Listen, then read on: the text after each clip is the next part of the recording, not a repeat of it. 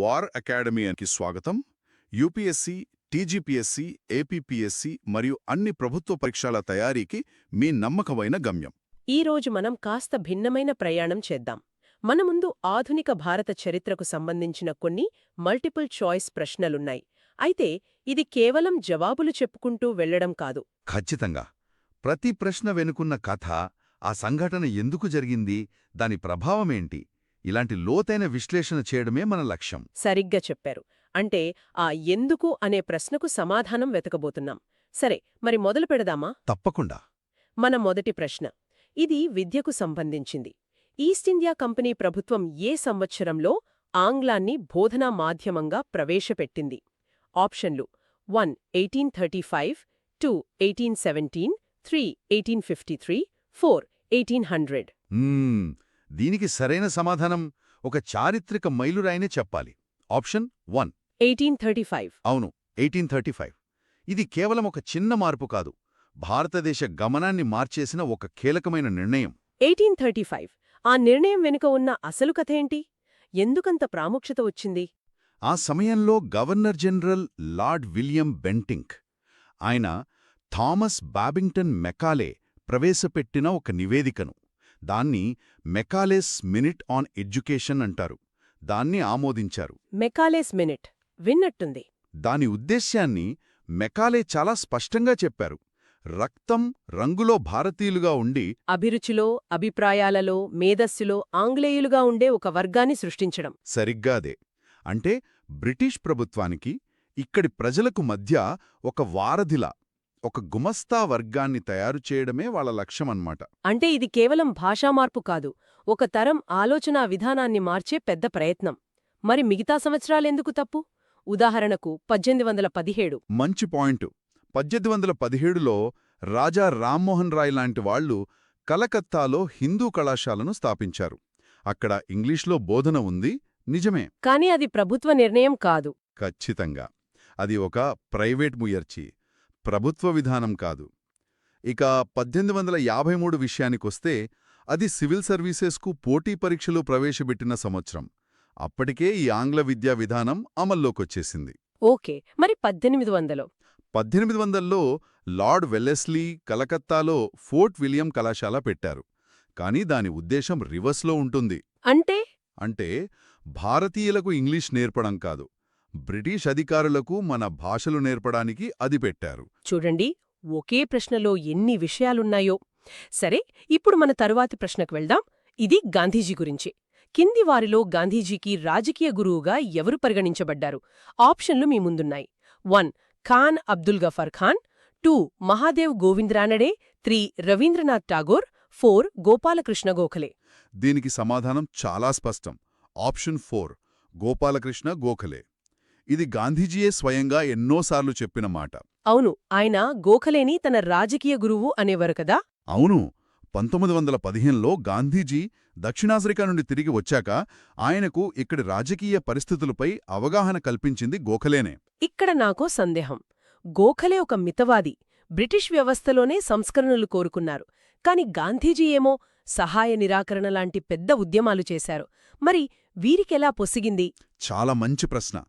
రాజకీయ గురువు అంటే తన సిద్ధాంతాలనే అనుసరించాలని కాదుగదా, భారతదేశ రాజకీయాల క్లిష్టతను ఎలా అర్థం చేసుకోవాలో నేర్పింది గోఖలే. ఓ.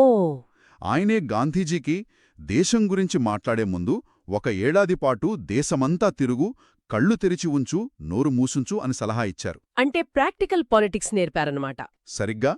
ప్రజాసేవ, పట్టుదల వంటివి ఆయన నుండే నేర్చుకున్నారు. మిగతావారి విషయానికొస్తే ఖాన్ అబ్దుల్ గఫార్ ఖాన్ ఒక ఆప్తమిత్రుడు, సహచరుడు. సరిహద్దు గాంధీ. అవును. ఇక టాగోర్ ఒక తాత్విక స్నేహితుడు. వాళ్ల మధ్య చాలా చర్చలు, కొన్ని విభేదాలు కూడా జరిగాయి. ఈ తేడాలు ముఖ్యం. సరే, ఇప్పుడు బ్రిటిష్ పరిపాలనను నడిపిన కొందరు గవర్నర్ జనరల్స్ గురించి చూద్దాం. ఇది ఒక కాలక్రమ పజిల్. కింది గవర్నర్ జనరల్స్ను వారి పదవీ కాలాన్ని బట్టి సరైన క్రమంలో అమర్చండి.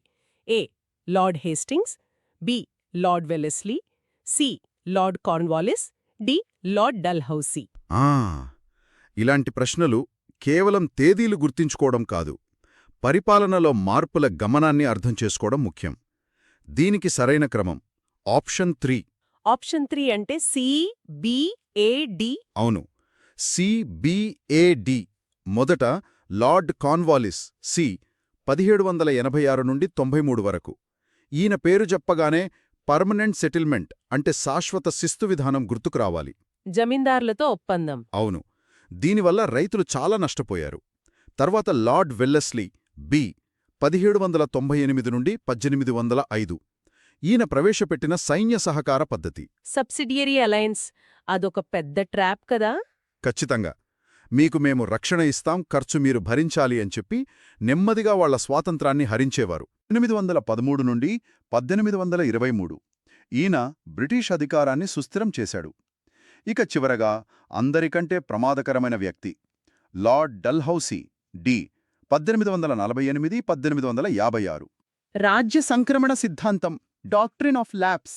అవును, వారసులు లేని రాజ్యాలను కలిపేసుకోవడం. అయితే రైల్వేలు, టెలిగ్రాఫ్ లాంటి ఆధునిక సంస్కరణలు కూడా ఈయన కాలంలోనే వచ్చాయి. బ్రిటిష్ వారి గురించి చూశాం. ఇప్పుడు కొన్ని వందల ఏళ్లు వెనక్కి వెళ్దాం, ప్రాచీన భారతదేశానికి. ఏ శాతవాహన రాజు ప్రాకృతం స్థానంలో సంస్కృతాన్ని అధికార భాషగా చేశాడు? ఆప్షన్లు: 1 శాతకర్ణి 1, 2 శాతకర్ణి 2, 3 పులమావి 1, 4 శ్రీముఖుడు. ఇక్కడ ఒక చిన్న మెలికు ఉందండి. ఏంటది? ఇదొక క్లాసిక్ ట్రాప్ క్వశ్చన్. ఇచ్చిన ఆప్షన్లలో ఏదీ పూర్తిగా సరైనది కాదు. ఒక్క నిమిషం. అంటే ఇచ్చిన ఆప్షన్లన్నీ తప్పా? మరి ఇలాంటి పరిస్థితొస్తే ఏం చేయాలి? అవును, కొన్నిసార్లు కావాలనే ఇలా ఇస్తారు. మనం వాస్తవాన్ని తెలుసుకోవడం ముఖ్యం. అసలు సమాధానం కుంతల శాతకర్ణి. కుంతల శాతకర్ణి. అవును, ఆయన కాలంలో ప్రాకృతం స్థానంలో సంస్కృతం బాగా ప్రాచుర్యం పొందింది. ప్రజల కోసం ఆయన ఆస్థాన పండితుడు శర్వవర్మ కాపంత్ర వ్యాకరణం అనే ఒక సరళమైన సంస్కృత వ్యాకరణ గ్రంథాన్ని కూడా రాశాడు. ఇది చాలా ఆసక్తికరంగా ఉంది. సరే, ఇప్పుడు మళ్ళీ ఆధునిక చరిత్రలోకి వచ్చేద్దాం. జాతీయోద్యమం వైపు. భారత జాతీయ కాంగ్రెస్కు మొదటి మహిళా అధ్యక్షురాలు ఎవరు? ఆప్షన్లు: 1 సరోజినీ నాయుడు, 2 రాజకుమారి అమృత్ కౌర్, 3 అనీ బిసెంట్, 4 సుచేతా కృపలాణి. ఇది చాలామంది పొరబడే అవకాశమున్న ప్రశ్న. అవును. దీనికి సరైన సమాధానం ఆప్షన్ 3 అనీ బిసెంట్. ఆమె 1917లో కలకత్తాలో జరిగిన కాంగ్రెస్ సమావేశానికి అధ్యక్షత వహించారు. నేను కూడా సరోజినీ నాయుడనుకున్నాను మొదట. ఆ పొరపాటు ఎందుకు జరుగుతుందంటారు? ఎందుకంటే ప్రశ్నను మనం సరిగ్గా చదవకపోవడం వల్ల. సరోజినీ నాయుడు 1925లో అధ్యక్షురాలయ్యారు. ఆమె మొదటి భారతీయ మహిళా అధ్యక్షురాలు. ఓహ్, ఆ తేడా గమనించాలి. ప్రశ్నలో అడిగింది మొదటి మహిళా అధ్యక్షురాలు అని. సరిగ్గా. ఆ గౌరవం అనీ బిసెంట్కే దక్కుతుంది. ఈ చిన్న తేడా చాలా ముఖ్యం. స్పష్టత వచ్చింది. ఇప్పుడు బ్రిటిష్ వారి పరిపాలనా వ్యవస్థకు వెన్నెముక లాంటి ఇండియన్ సివిల్ సర్వీస్ గురించి ఒక ప్రశ్న. కింది ఏ చట్టం ద్వారా ఇండియన్ సివిల్ సర్వీస్ ఐసీఎస్కు పోటీ పరీక్షల ద్వారా ప్రత్యక్ష నియామక వ్యవస్థను ప్రవేశపెట్టారు?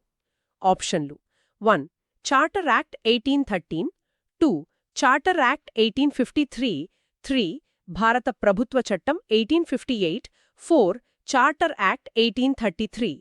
దీనికి సమాధానం ఆప్షన్ 2 చార్టర్ యాక్ట్ 1853. 1853. అవును, ఇదొక విప్లవాత్మకమైన మార్పు. అంతకు ముందు వరకు ఐసీఎస్ ఉద్యోగాలు కేవలం సిఫార్సుల మీద ఇచ్చేవారు. అంటే నామినేషన్ పద్ధతిలో. అవును, నామినేషన్.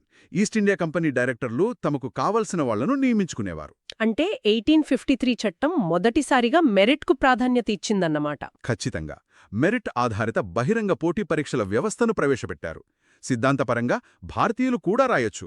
కాని ఆచరణలో పరీక్షలో లండన్లో, ఇంగ్లీష్లో ఇలా చాలా అడ్డంకులుండేవి. అయినా సరే, అదొక పెద్ద ముందడుగు. నిస్సందేహంగా. మరో కాలక్రమ ప్రశ్న. స్వాతంత్ర్య పోరాటంలోని ముఖ్య ఘట్టాలను అర్థం చేసుకోవడానికి ఇవి చాలా కీలకం. కింది వాటిని కాలక్రమానుసారం అమర్చండి. ఏ సైమన్ కమిషన్ బహిష్కరణ, బి జలియన్ వాలాబాగ్ ఊచకోత, సి కాంగ్రెస్ పార్టీలో సూరత్ చీలిక, డి సహాయ నిరాకరణ ఉద్యమం. దీనికి సరైన క్రమం ఆప్షన్ 4 CBDA. CBDA. అవును. ఒక్కో సంఘటన ఒకదానికొకటి ఎలా దారితీసిందో చూస్తే ఇది సులభంగా అర్థమవుతుంది. మొదట సూరత్ చీలిక, సి. ఇది 1907లో జరిగింది. మితవాదులు, అతివాదులుగా కాంగ్రెస్ విడిపోయింది. సరిగ్గా. ఆ చీలిక తర్వాత ఉద్యమం బలహీనపడింది. కాని ఆ తరువాత దశాబ్దానికి 1919 ఏప్రిల్ 13న. జలియన్వాలాబాగ్ ఈచకోత. అవును, ఈ దారుణం దేశాన్ని కదిలించింది. దీనికి ప్రతిస్పందనగానే గాంధీజీ 1920లో సహాయ నిరాకరణ ఉద్యమాన్ని ప్రారంభించారు. ఇక చివరగా సైమన్ కమిషన్. అవును, సైమన్ కమిషన్ బహిష్కరణ. 1928లో భారతీయులు లేని కమిషన్కు వ్యతిరేకంగా దేశమంతా సైమన్ గోబ్యాక్ నినాదాలతో మార్మోగింది. చూశారా ఒక సంఘటన మరొకదానికి ఎలా కారణమైందో? ఇప్పుడు సంఘ సంస్కరణల గురించి ఒక ముఖ్యమైన ప్రశ్న. ఒకే కులం, ఒకే మతం, ఒకే దేవుడు అనే సిద్ధాంతాన్ని ఎవరు బోధించారు? ఆప్షన్లు: 1 రాజా రామ్మోహన్ రాయ్, 2 శ్రీనారాయణ గురు, 3 షిర్డీ సాయిబాబా, 4 రామస్వామి నాయకర్. సరైన సమాధానం ఆప్షన్ 2 శ్రీనారాయణ గురు. శ్రీనారాయణ గురు. అవును, కేరళకు చెందిన గొప్ప సంస్కర్త. ఆయన ఓరు జాతి, ఓరు మతం, ఓరు దైవం మనుష్యాను అని ప్రబోధించారు. అంటే మానవాళికి ఒకే కులం, ఒకే మతం, ఒకే దేవుడు అని. మరి పెరియార్ రామస్వామి నాయకర్ కూడా కుల నిర్మూలన కోసం పోరాడారు కదా, ఆయన సిద్ధాంతానికి ఈయన సిద్ధాంతానికి తేడా ఏంటి? చాలా ముఖ్యమైన తేడా ఉంది. ఇద్దరి లక్ష్యం కుల నిర్మూలనే అయినా మార్గాలు వేరు. పెరియార్ హేతువాది, నాస్తికుడు. అసలు దేవుడు, మతం అనే భావనలనే ప్రశ్నించాడు. ఓకే. కాని శ్రీనారాయణ గురు ఆధ్యాత్మిక మార్గంలో సామాజిక సమానత్వాన్ని బోధించారు. దేవుడు ముందు అందరూ సమానమే, కాబట్టి సమాజంలో కూడా అందరూ సమానమే అనేది ఆయన వాదన. ఇప్పుడు విప్లవ సంస్థల మీద ఒక జతపరిచే ప్రశ్న.